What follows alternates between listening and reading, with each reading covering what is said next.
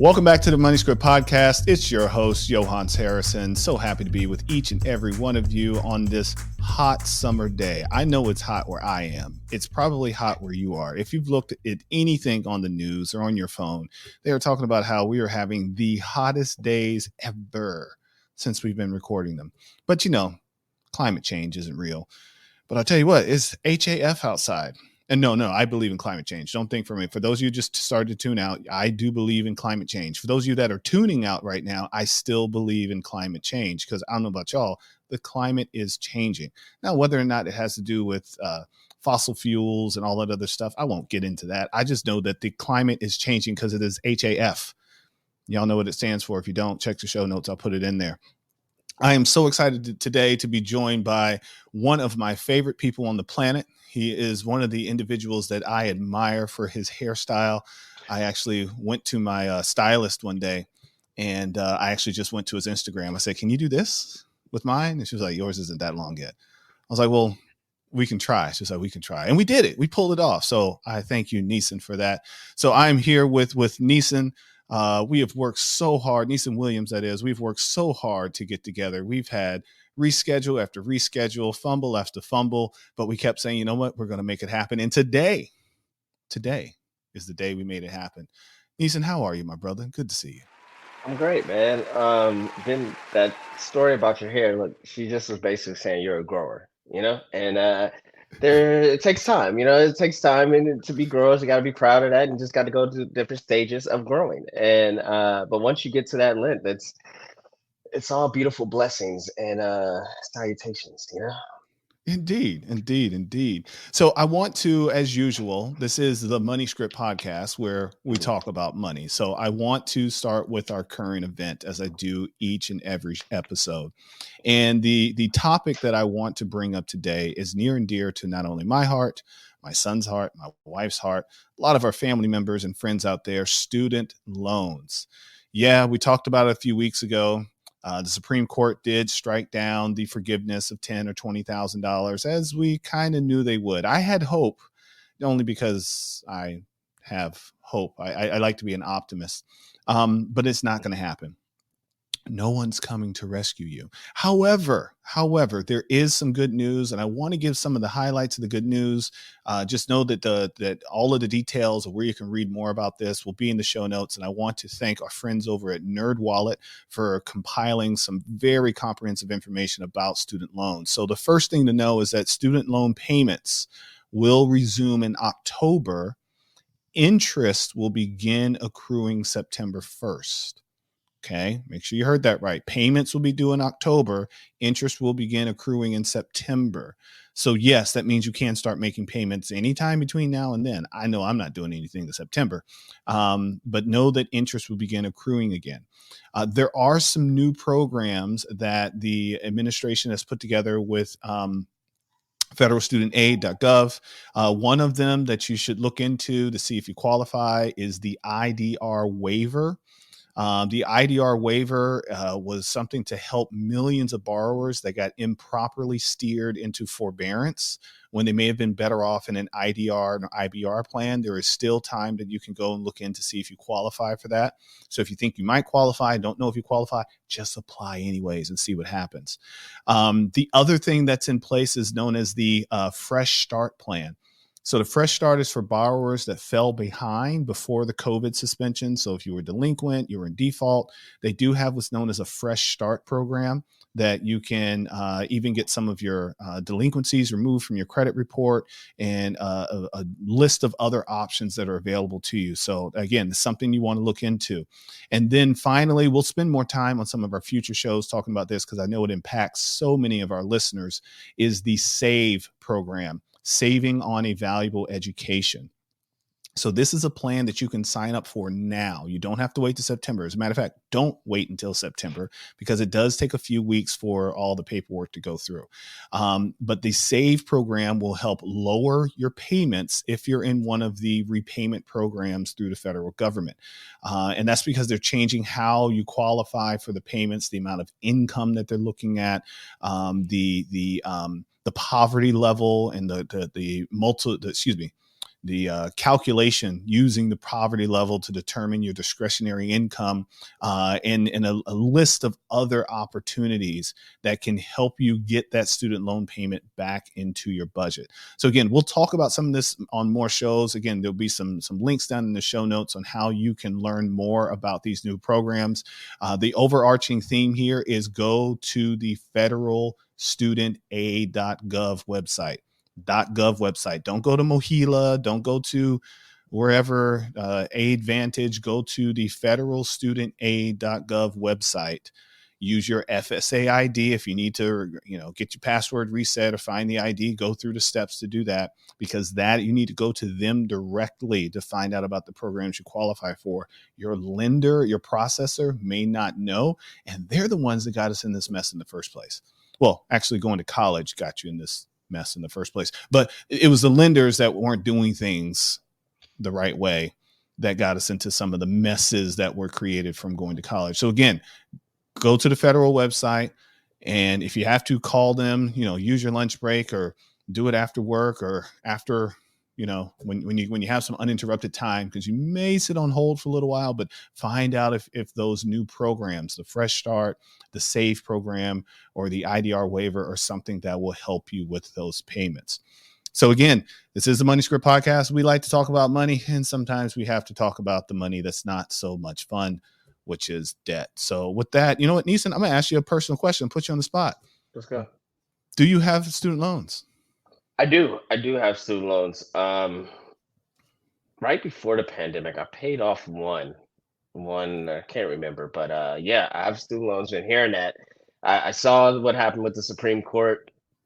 I tell you right now, I am very terrible at keeping up with my student loan debt. I was doing so good at paying it off at one point. Like I said, I paid off one, and then I thought I like I thought I was done, and then I was like, oh no, I still have more. So this They're the hearing gift all that this keeps on giving. They just it keep on is. giving. It is. And it sucks because I I am a semester away from graduating for college. I never officially graduated Me from college. too. Me too. So I'm just paying this money that college didn't really teach. I'm all for college. This is gonna sound terrible. I'm for college.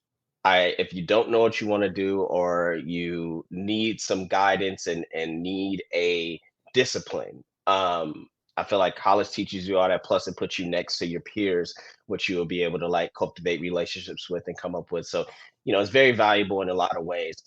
Me personally, I was already doing a thing that I was going to college for, and I was doing it at a pro level in a sense. And so I was like, why am I spending all this time here? Why am I sleeping or not sleeping rather, and trying to work 2 full times, travel to do it all? And I was just like, all right, you know what? School will always be here. Let me take the step back. Millions of years later, I did never went back to go get it. And I still paying for it, literally still paying for it. So I like you. I did not finish. Those of you that are friends of the podcast, you've heard my story about this. I'll tell you the short version. I was in school, and then I had a kid on the way, and work became more important. So I left the college scene and went full time into being a financial advisor. And I've been doing it ever since. And so I tried to go back a few times, fits and starts here and there, but I am now not quite, well, if I were full time, I'd be a semester away, but I am 2 semesters away from graduating from Morehouse College. Shout out to Morehouse. I probably won't do a PSA this time, Morehouse, but I'll do it again. Morehouse, I will do it again. I love you guys. Yeah. And like you said, I've been paying. I have a student loan that the interest rate on it was 2% or something like that. So because I understand time value of money, it's 2%, man, I'll take forever to pay that off. You're going to give me forever, I'll take forever. Yeah. So I am still to this day paying my student loan from 1998. Okay. 1998. Now it's really close to being paid off. It's really close, but right. I got so far ahead in payments because I was just paying, I think $25 a month or something. Cause it was small relatively to my earnings. But I'm still paying on that since 1998, the gift that keeps on giving, North Carolina A&T. freshman year. So with that, Neesin is here with us live and direct from ComicCon, which I'm hearing is a little different this year. Because there's like, I don't know, some sort of strike going on or something where the writers are striking, the actors are striking, and the studios are apparently cutting down trees so they don't have shade. Go Google that if you want to learn more about that one. Interesting story. Universal Studios, shame on you. If what they're saying is true, I don't know. I haven't fact checked the whole thing yet. But he is live in San Diego. Yes, right, which is French for, what is it? A whale's vagina. French for whale's vagina. Yeah, Google that one too. It's true. Trust me. But tell us, sir. So is this day 3? What's today? Yeah, today is Friday. So yes, day 3. Today is day 3.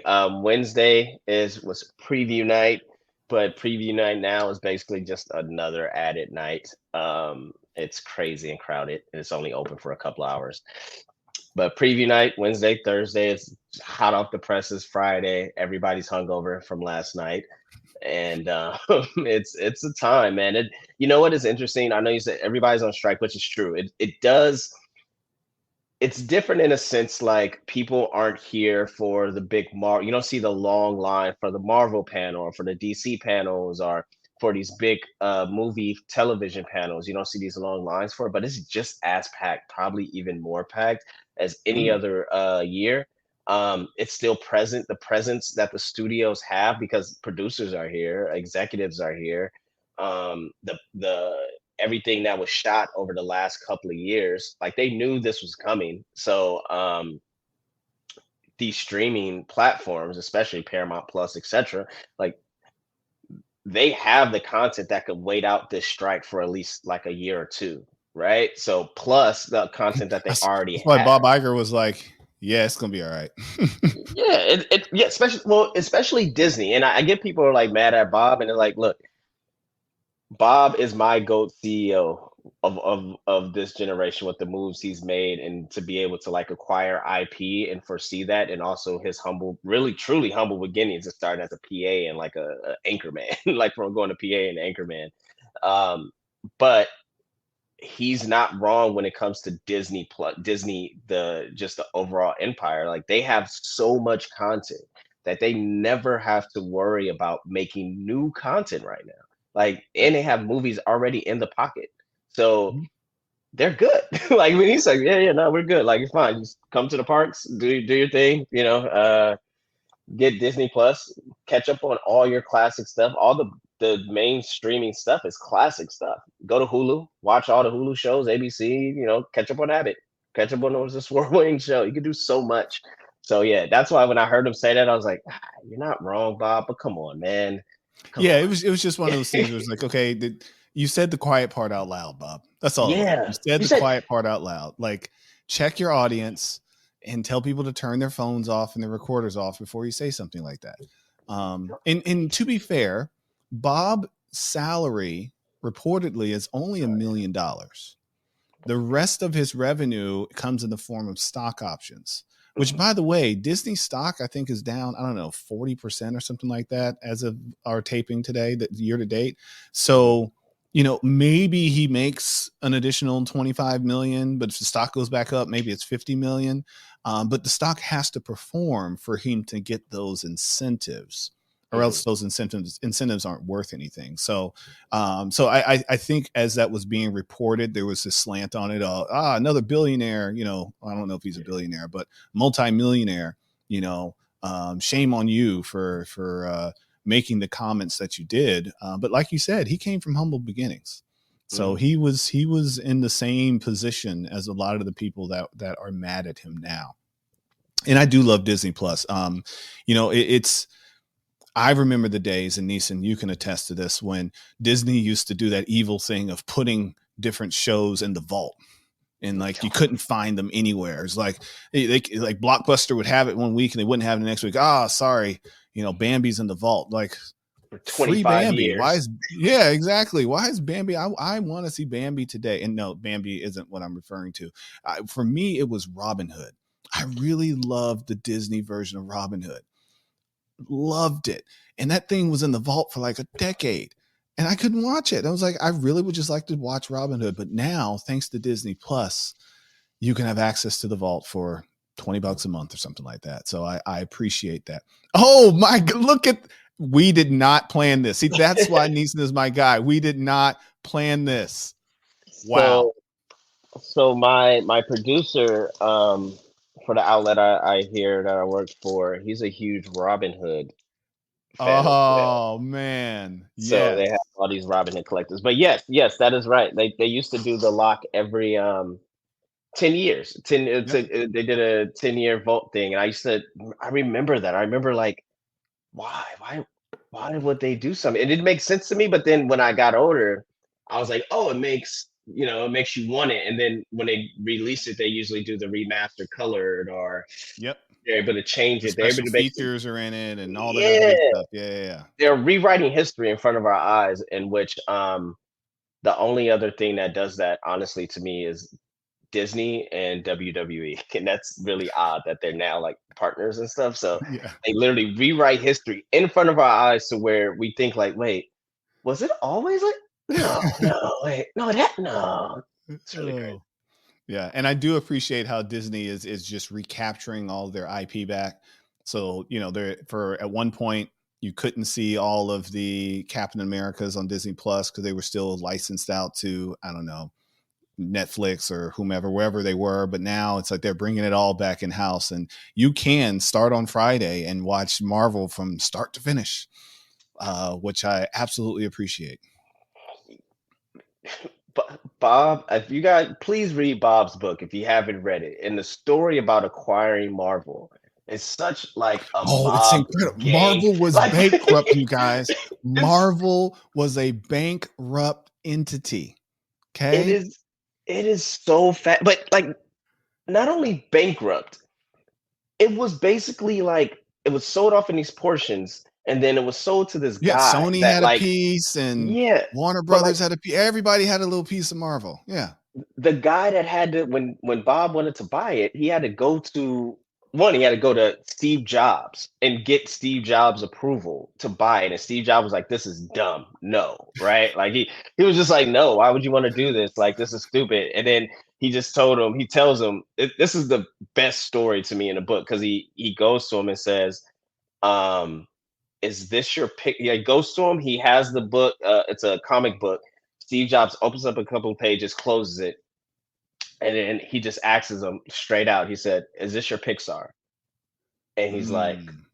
he's like, "What do you mean?" He's like, "Is it like, would you basically like, is this the thing you want to back?" Because the story about him buying Pixar is crazy, right? So, but he goes, "Is like, is this the thing? Like, look, you're my friend. Like, I don't believe in this. I don't like this, but you're my friend. And if this is something that you truly believe in, it truly is going to be a game changer. I will. You would have my vote because." In order for them to move that money and for it to happen, Steve Jobs had majority, basically owned Disney. Like he had Yeah. majority of the shares. So a no from him was no. Period. So a yes is a yes. So he goes, yeah, Steve. Like this is. I really believe in this. He's like, all right, you got my vote. Like that's Mm. it. I don't like it. You got my vote. He goes to see the first Iron Man. He calls it stupid. I haven't read Right. the book. Now I'm intrigued. I got to read the book now. This is awesome. This Him sounds awesome. Steve Jobs and Bob Iger's friendship is the best story because Steve knew he was dying, but he knew his legacy. Mm. He told Bob Iger, and this is the last thing. He told Bob Iger that he had cancer. His cancer came back, and basically it didn't look good. 15 minutes before they announced the buying of Pixar, like they were on the Mm. lot. He pulls him to the side, and he's like, my cancer's come back. It doesn't look good. And he's like, why are you telling me this? He's like, this is about to be huge. I'm about to own majority of your company. And I feel like you should know. And he was like, I had two choices to not announce it and go onto the board or just announce it and move forward and not tell anyone. And he announced it and moved forward and didn't tell anyone. So it's one of those, it's risk after risk after risk that he's taken that come from humble beginnings, man. That's why Bob is like the CEO. Like a GOAT CEO to me. Like all just greatest of all time. He's Michael Jordan. Just No losses. Flowers to Bob. Bob, I hope you're a listener to the Money Script podcast. We are up for acquiring if Disney is interested. Hmm? Yeah, I mean, Hmm? more content, more Don't, union content. just throwing it out there. Just throwing it out there.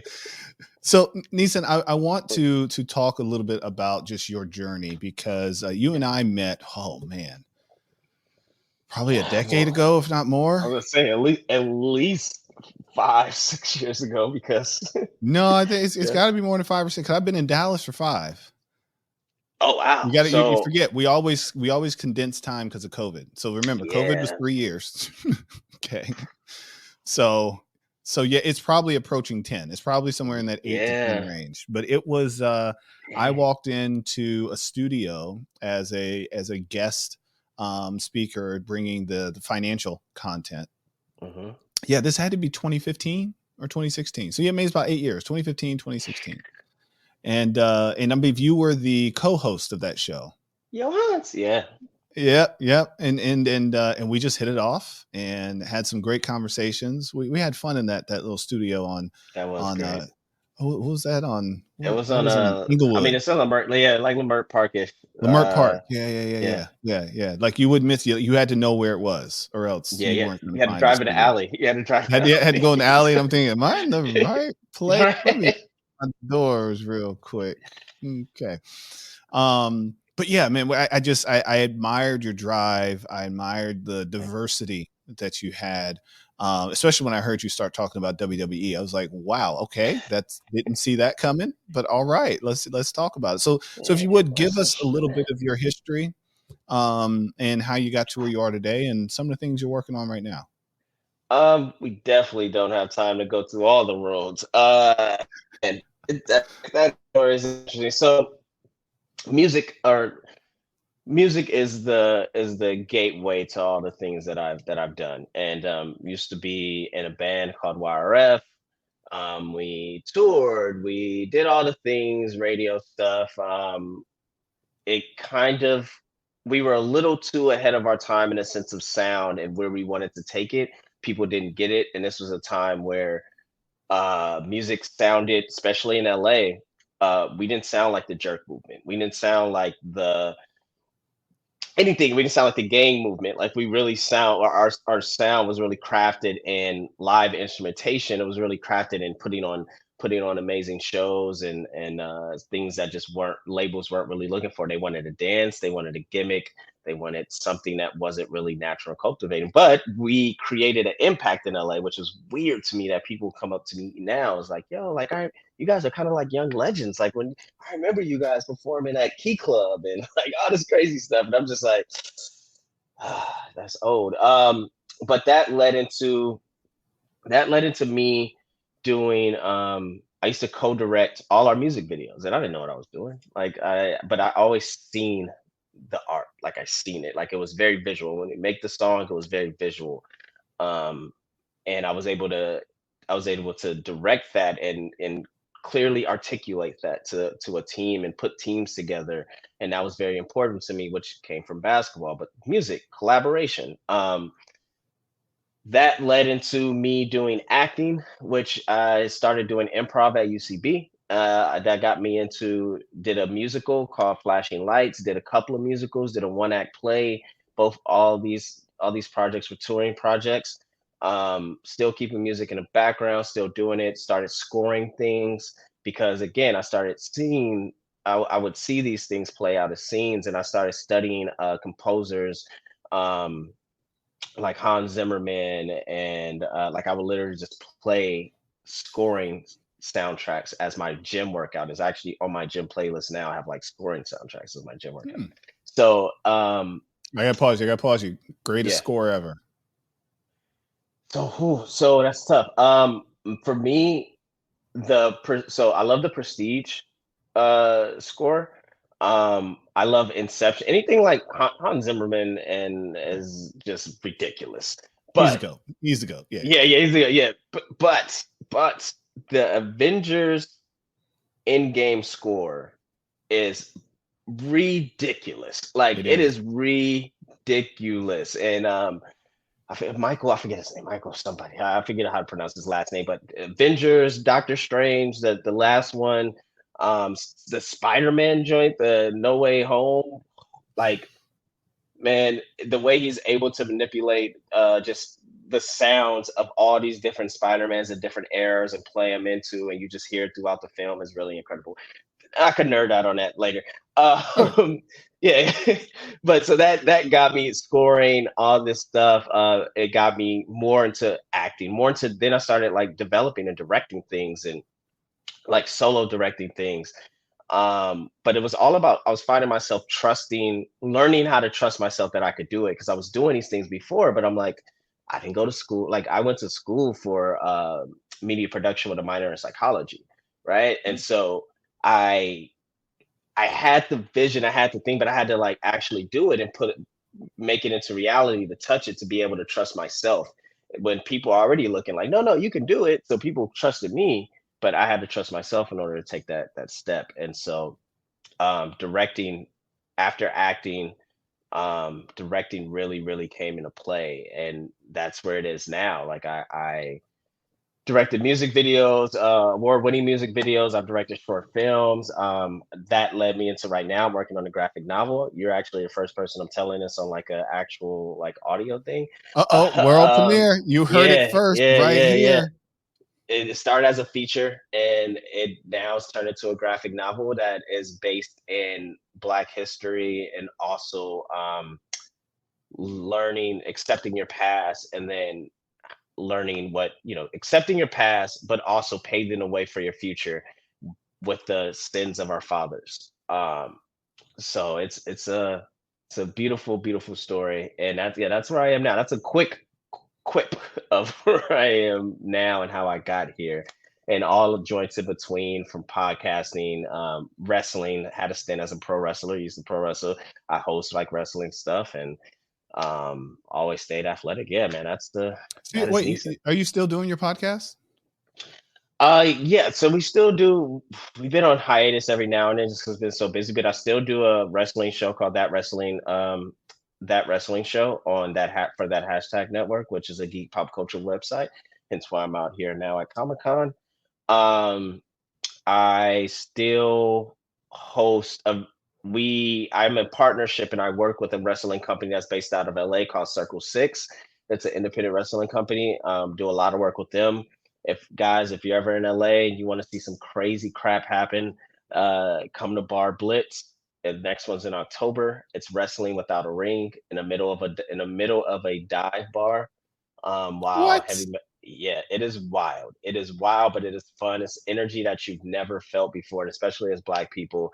I always like taking us there because they've never experienced like a heavy metal concert, like a punk rock concert. And that's what it Mhm. is. It's a punk rock concert, literally punk rock. And then it's like wrestling with no ring in the middle of like the bar. So people are just like around it. And so just to be able to see it, experience it, and get the entertainment of it, people instantly get it. They're like, "Oh, okay, cool. Like this is entertainment. Like, got it." And then then you can watch WWE again. So So speaking of your graphic novel, learning from yeah. the past and paving for the future, Hmm. with all of our guests, we like to ask a very uh, um, uh, introspective question, Hmm. and that question is, what is your first memory of money? You know, the first memory of mine, it's at first I think it's like it's two things. It's McDonald's, and I think of Blockbuster, right? Because those are Huh. as a kid, those were the things that I would. Can I rent a video game? We don't have the money for that. Can I go to McDonald's? We don't have the money for that. Don't have McDonald's money. Every Don't have black kid had McDonald's heard it at money some point. at some point. So those are the first two, but then it went into sports, and then summer. Like, what are you gonna do for the summer, right? Like as a kid, so I was probably 5, 4. Right? It's like, well, we got to put them in something. How much is it? Like, I was always around when my parents talked about money. I felt like, and so it was never. foreign to me, but it was definitely like scary to me as a kid because it's like, well, you know, but this is a big thing. Like it was always a big conversation in the household. So how do you think that those early experiences with money affected you as you got into your teenage years and young adulthood? I thought money, and I still do in a sense, or it has a lot to do, it can.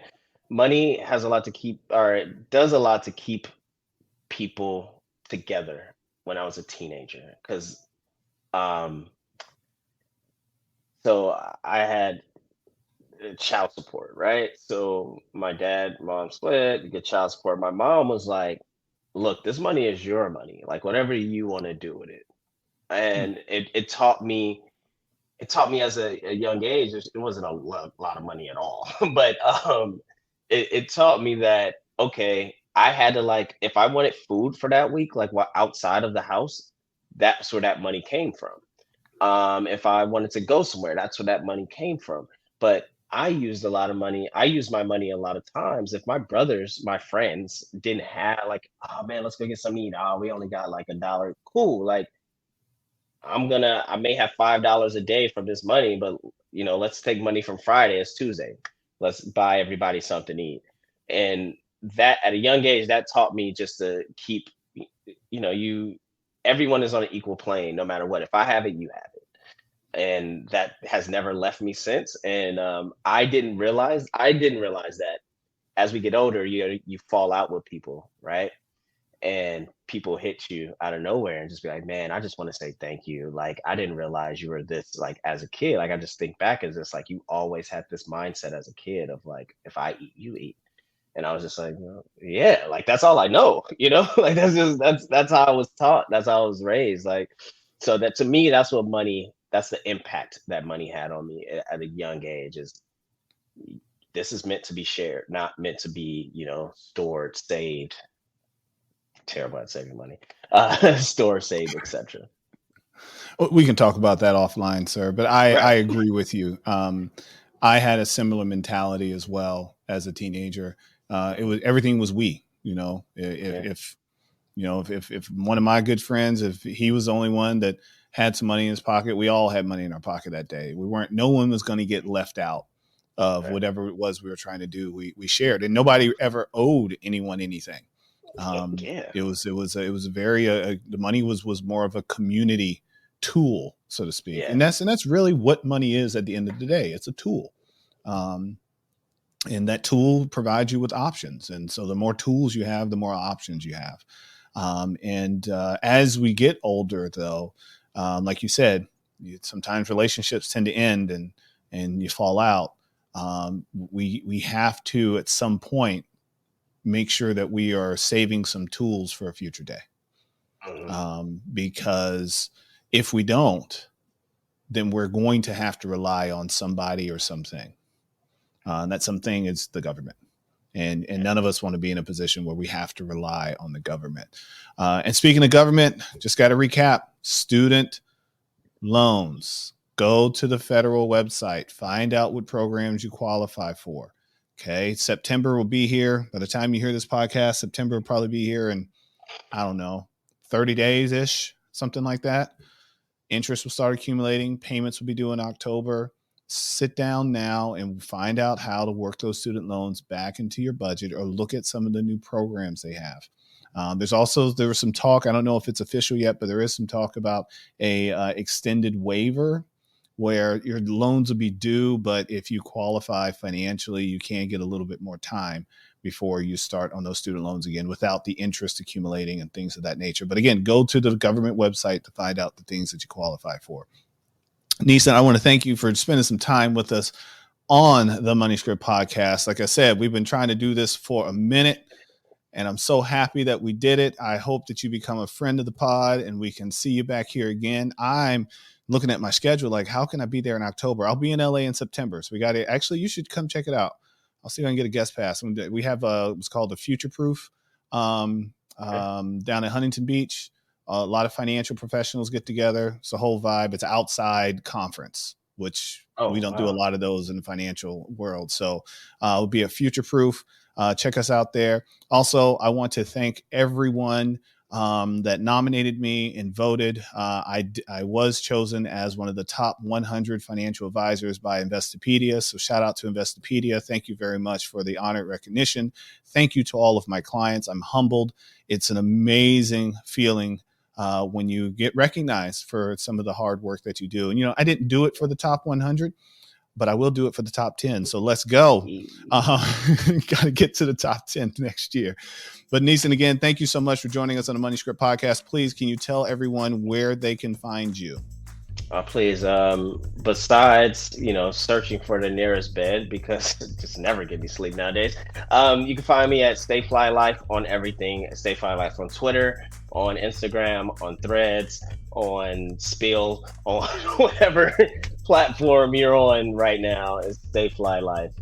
Please find me. Stay Fly Life everywhere. The Money Script everywhere. Check us out, follow, like, and don't forget to tell a friend, to tell a friend, to tell a friend, and we will see you next time. Y'all take care. Thanks for joining us on the Money Script podcast. Be sure to check out our other episodes, subscribe, follow, and give us 5 stars. Continue to send your financial questions on Twitter or Instagram at the Money Script. Go to moneyscriptwealth.com and schedule your complimentary consultation to discuss your specific goals and concerns. Financial advisory and investment management services are offered by Money Script Wealth Management PLLC, a registered investment advisory firm registered in the state of Texas and California and other states where exempt. The Money Script LLC and the Money Script Wealth Management PLLC and guests of the episode may have interest in the investments mentioned today.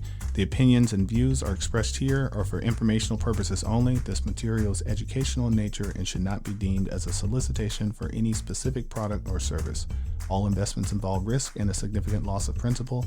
The Money Script nor Money Script Wealth Management offer tax or legal advice. Please consult your tax advisor or attorney for specific advice about your situation. Until next time.